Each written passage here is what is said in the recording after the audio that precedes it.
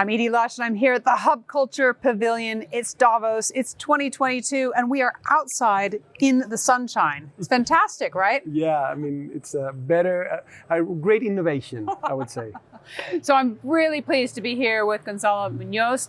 He was the high-level champion, climate champion for COP25, and also now the chair of the board of climate champions, the team there. So I can't believe actually that COP26 is now in our past and we're blazing towards COP27 in Sharm El-Sheikh. What does the very short road from now till Sharm El-Sheikh have to look like?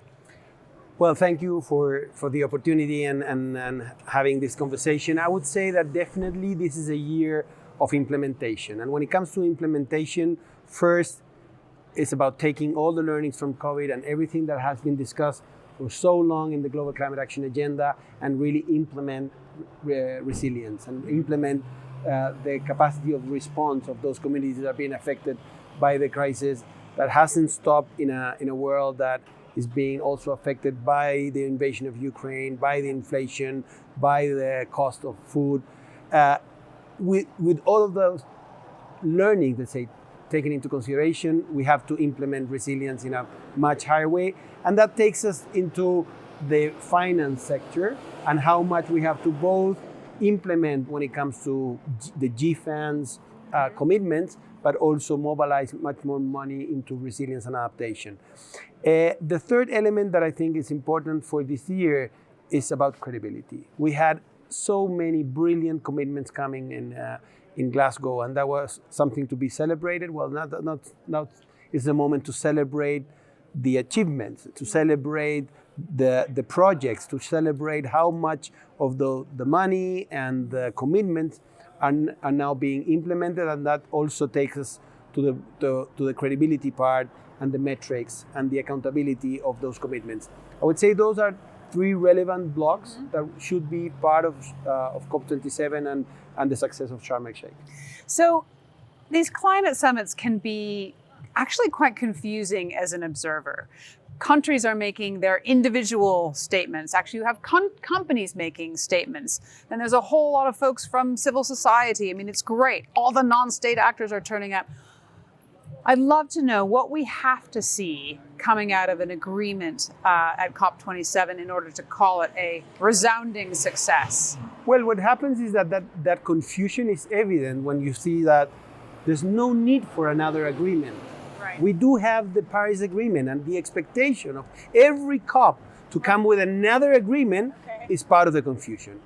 While having the agreement that was set in COP21 in Paris, now it's all about implementing. It's all about really fulfilling that agreement.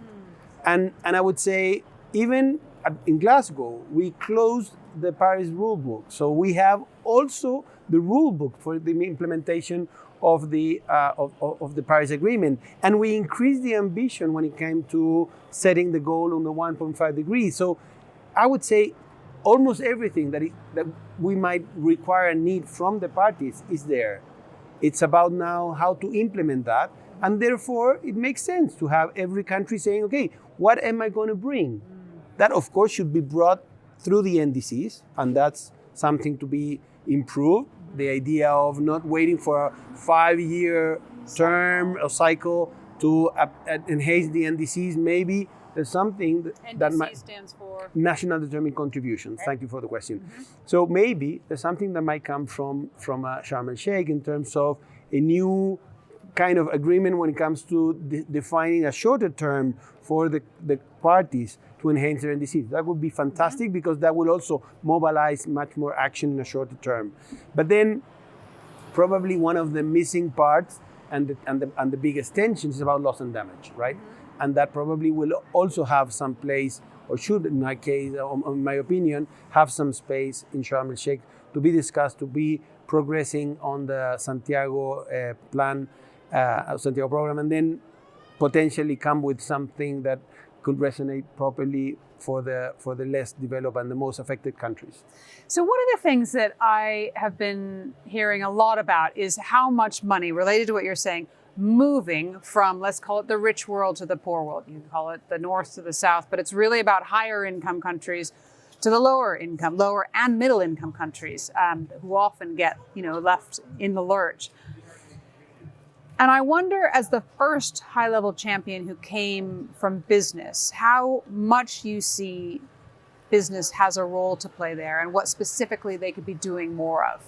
We are seeing a lot of commitments. That's fantastic. We're seeing a lot of concern and I can see the global business community really worry about the topic, and that's great. And now we have to see how the money that is being committed through mostly G funds, we're talking about more than $130 trillion, that will directly be flowing to those projects being developed by the private sector, hopefully most of the time in partnership with the public sector, that will implement the solutions that we require. All of that is a very intense idea, has been developed in a very short period of time. Right. So let's go back 2 years and you will not see almost anything of this. Okay.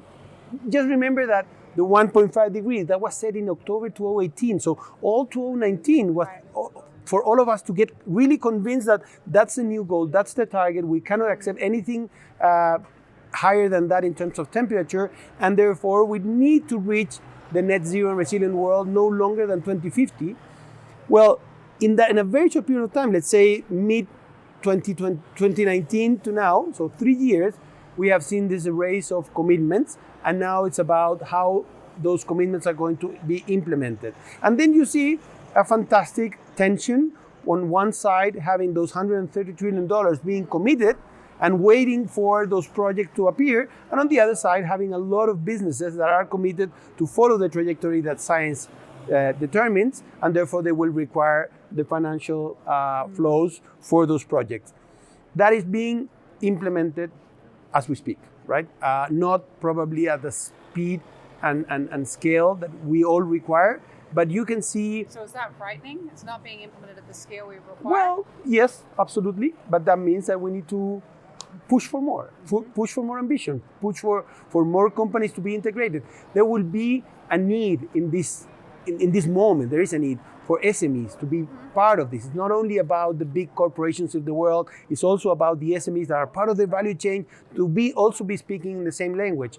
But then you are seeing like how much, even with the invasion of Ukraine and the destabilization of the fossil fuels, you have seen how much of the renewable energy is scaling much faster. And that is also connected to the flows of money that require those types of financial or those projects. You're seeing that also happening in regions of the world like Latin America. Mm-hmm. You're seeing how much of the speed and scale of the electromobility is really disrupting in a way that now we're running out of the elements that are needed, materials or chips or... And that's something to be careful of as well, right? Like how do we organize this climate transition? Because if we go to the wrong places, like the bottom of the seas, to pull out those materials, then that actually doesn't do us any favors either. And not only in that sense, but also all of this requires just transition, because there will be some potential losers that we cannot accept. And therefore, both in those industries or when it comes to the increment that is needed on regeneration in how we produce our food or how do we prepare our textiles, all of that requires the sense of including those people that are now bringing those elements into the market and the society to be incorporated in the solution. So all of those tensions are part of this. There's no single bullet.